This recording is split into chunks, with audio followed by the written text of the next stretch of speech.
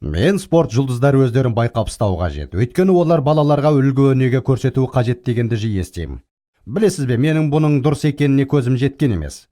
Аналар мен әкелер, сіздер мен өз балаларымызға бірінші үлгі өнегеміз. Өз балаларымыздың ұстануы қажет үлгі бізбіз. Спорт жұлдыздары не актерлар, не артистер, не басқа ешкімде емес, сіздер мен. Сіздерге айтарым, біздің балаларымыздың алдындағы беделіміз, біздің көрсететін үлгі өнегеміз бұл әлемдегі кез келген нәрседен асып түседі. Айналамыздан бұзылған қарым-қатынастар, жыныстық азғындық туралы көңілсіз оқиғаларды көп естиміз. Кейбір ата-аналардың батылы жетпейтін шығар, тек мен емес. Мысалы, мен балаларыммен Майкл Джордан туралы сөйлестім. Оның әйелдермен қарым-қатынасы, Коби Брайант туралы. Әйелді жыныстық зорлады деп күмәндалған. Мен некесіз туған балаларының саны жоқ Эвандер Холлифилд туралы, Тайгер Вудс және тағы басқалар жайлы сөйлестім. Біздің олардан жақсы екенімізді айту үшін емес. Дегенмен балалар әлгі жұлдыздарға қарайды ғой. Балалар, осы жұлдыздардың сондай әрекеттері жақсы ма деп сұрау үшін. Жоқ, әке. Ал неге жоқ? Мен балаларымды әңгімеге тартатынмын. Неге?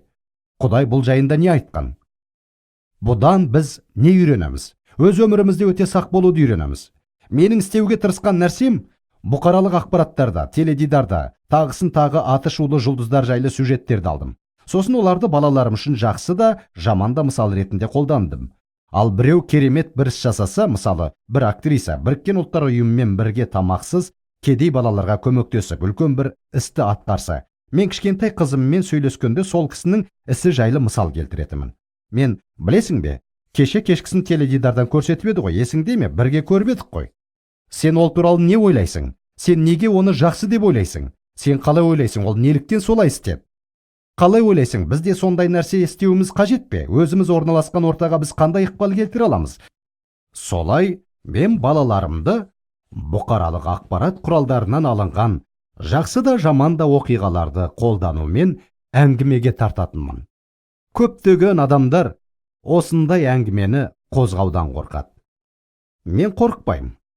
Өйткені мен жоғарыда айтып кеткен адамдар біздің балаларымызға ықпал тигізеді. Ал мен ықпалдың жаман емес, жақсы болғанын қалаймын.